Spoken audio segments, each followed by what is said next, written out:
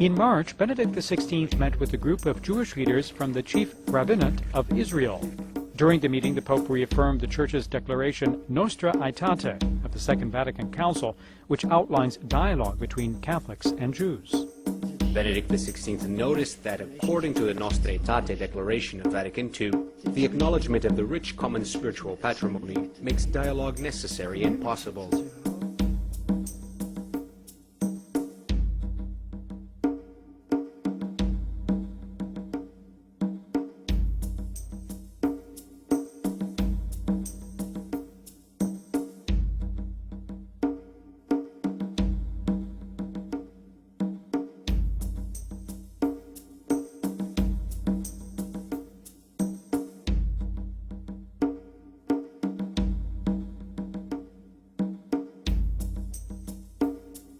Many of the most important concepts in Judaism are not mentioned explicitly in the Torah, but we have an oral tradition that they are part and parcel of our world view.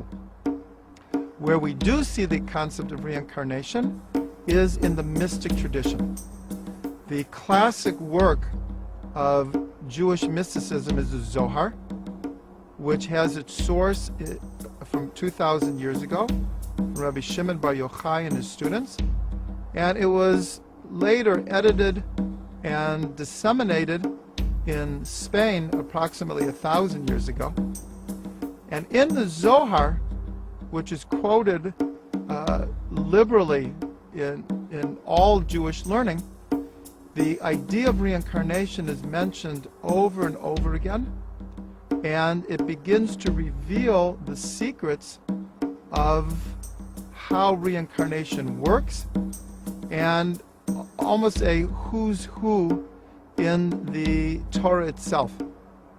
And it wasn't until the Arizal, Rabbi Yitzhak Luria, the great Kabbalist of the 1500s in the city of Tzfat, who revealed in the most open way the secrets of reincarnation, where the sources in the Torah, the prophets, and the writings are.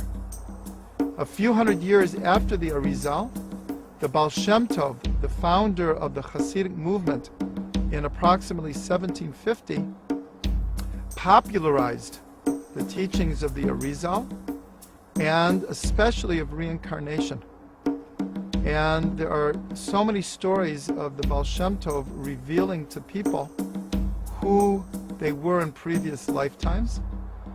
In the modern era, virtually all of the rabbis now accept reincarnation as not just a part and parcel of Judaism, but actually a foundational teaching that gives us insight. I have found that at the very heart and core of all these secret societies lurks the Kabbalah. The Kabbalah is the ancient Jewish mysticism. It is a method of encoding information through a system of mathematics and numbers.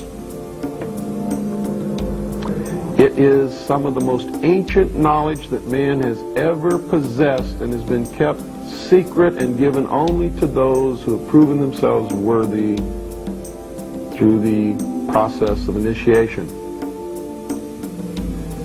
Nobody knows where it comes from. I can tell you this, it was there long before the Jews came along. The Jews just took it and preserved it, and they passed it down, and it's used by everybody. Because it's at the heart and core of the secret knowledge, the metaphysics. These people that belong to the secret societies never dared to write down in any language what they knew, what it was that they were guarding, because then someone could steal it and then the secret would be out. So they devised secret systems of encoding the secrets of the ages, the knowledge, the hidden knowledge, the occult. So they took this knowledge and they made it occult through a system of encoding, encryption, one of which is mathematics, numbers. Another is architecture. Everybody wondered, why do they have a fraternal organization called the FreeMasons? Aren't those the guys that build walls? You bet they do. But every wall they build contains the secrets that have been kept and maintained throughout the ages, and it's encoded in the architecture and in the measurements of the buildings and in the mathematical formulas used to derive the geometry, the shape, the length and breadth and height of rooms, all encoded there.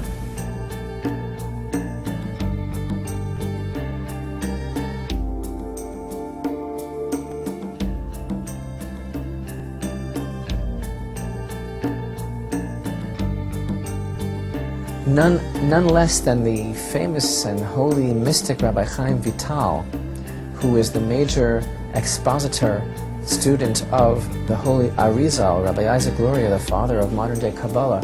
Rabbi Chaim Vital specifically states, when he's speaking about attaining levels of prophecy, and he speaks in one of his mystical works about the levels of preparation and cleanliness and purity that a person has to undergo in meditative states and in working on all sorts of aspects of self-mortification or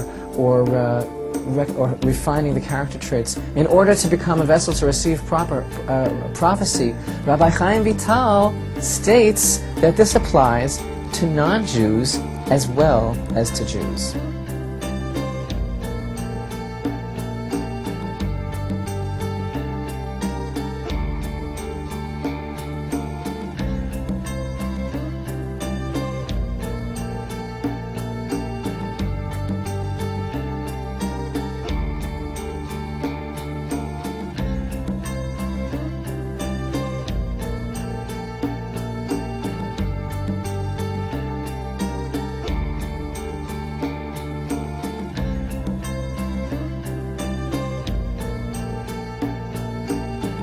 Shabbat and the environment.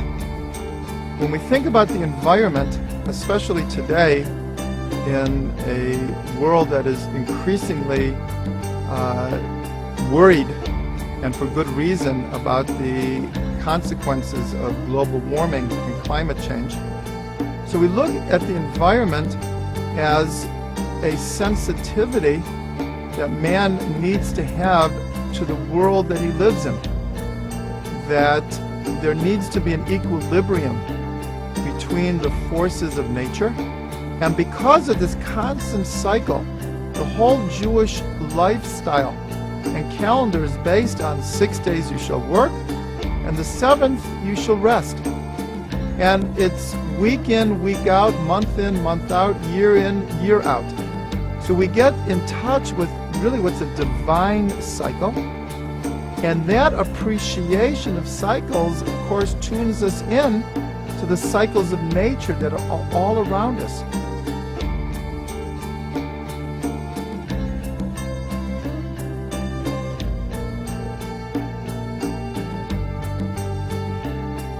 God gave us this world to look after. He said, I put you as masters over this. I want you to care for us.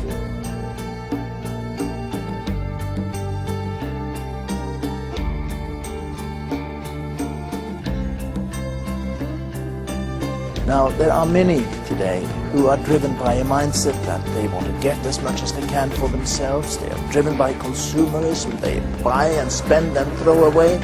We need to learn to live a simpler life. For me as a Seventh-day Adventist, this is an important issue.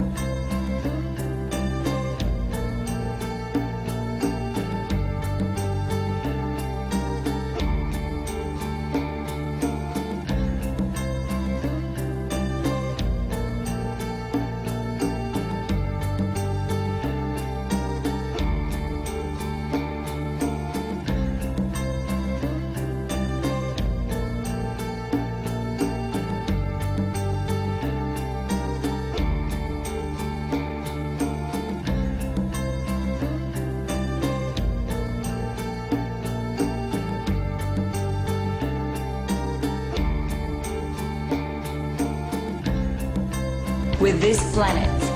I, the wed. Please join us in celebrating World Environment Day. Every year,